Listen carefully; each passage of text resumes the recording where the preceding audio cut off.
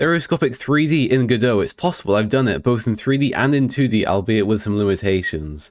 So anyways, I'm going to just show you how I've been able to do it and explain what I've done. And yeah, so let's get on with the video.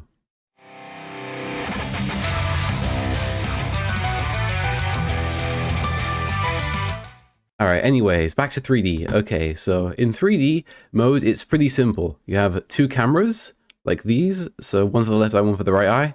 And we have a little scene here, which may or may not be a mock-up of a game I might be creating in the future.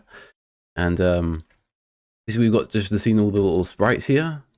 And we've got in 2D view, as you can see, we have the sub viewport container. And we have sub viewport container 2. One of them is colored red in modulation, and the other one is, well, the opposite of red, cyan. So it's all green, all blue, no red. And that one is just red on its own. So that basically filters out all of the light that isn't that color, basically. And on the level of the sub viewport, I believe, let's see if I get this correctly. Yeah, okay, I did that in 2D mode, but basically I made the area grayer so that the 3D wouldn't be too annoying in the left eye, because as you can see, this is a scene that's very red in color in the background. So for that, I've decided to, in the 2D version, I've decided, which one is it? Is it this one? This one, yeah. It's become a bit grayer, and this way you can see these background details in both eyes a bit more easily, while still preserving a little bit of that red color. So if you've got a scene that's very red, you may want to do that, and you're using the red-blue glasses, like these ones, basically.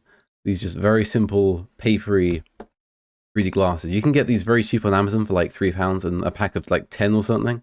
So they're dirt cheap. Anyone can buy these, even if you live in a third world country or something. And yeah, you can get some pretty cool looking games even with this. And if a game looks kind of like not super duper red, it basically will look pretty good and not too high contrast. If it's something like this can look really good in 3D, and there's some really cool pictures you can do. All these pop-out effects of cannons and stuff. These are all very good to look at in 3D. I've always loved 3D, and yeah, I've always wanted to put that into a game.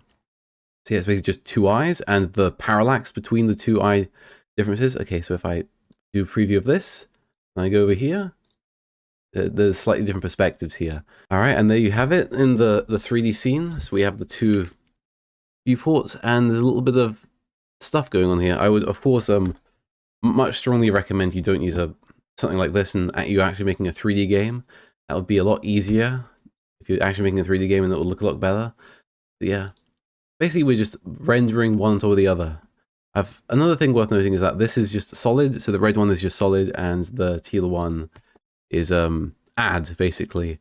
And if your screen is in the wrong direction, you just swap the eyes, basically. So in other words, if the depth is going in the wrong direction. And yeah, and you can, yeah, there's a lot of detail you can add to this, but yeah. Okay, and this is the 2D one. So if I play this scene, this one's a little bit more complicated. It's not quite as easy to do in 2D as in 3D. But yeah, this looks pretty good. And yeah, it fits nicely to the screen. That looks very nice. And yeah, yeah, basically it looks like a bit of a mess, and that's because it is. Because in 2D, I've had to do all kinds of weird trickery to make it work. So yeah, we have no 2D. I've got this HSL GD shader thingy. So here's what it looks like, and it basically allows you to change the hue, saturation, and value of it. So I've lowered the saturation by 50 to make the background this grayer color. But again, it's not hurting your red eye. And that's just on the node 2D background node. So we have that in the sub viewport, and we have the sub viewport container, which again, red, and we also have a teal colored one. And what I've done is the whole thing has to be copied. You can do this you can make the sub viewport inherit the world of the other one, but it doesn't work for parallax layers, like these things. So that's kind of a bummer. And you can't change how they display in each eye separately, so you have to just make a exact copy of it, but with a bit of offset here. So for example, we go to the sky here, we've got a scroll offset of 18 pixels on the X. And if we go over here and we go to sky, it's just 0. So I've basically just shifted it over in the right eye over to the right. So yeah, basically, if it's further to the left in your left eye, it's further back. And so if it's further to the right in your right eye, it's further back. And if it's further to the right in your left eye, then it's closer. If it's further to the left in your right eye, then it's closer. So same direction, then it's further away as the eye, and if it's closer to your nose, basically, the closer it is to you, basically. That's one way of thinking about it. And yeah, the camera 2Ds are just, again, the same thing, and they're animated together.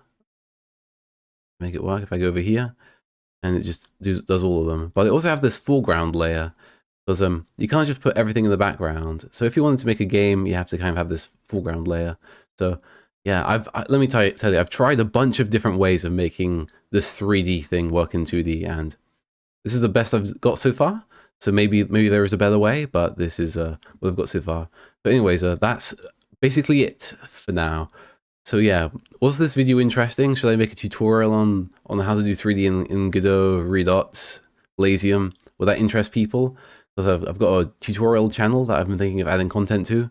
And yeah, what do you think of 3D? Is it a gimmick, or do you actually like 3D like I do? You know, if there was more 3D stuff going on, I'd probably get into it a lot more.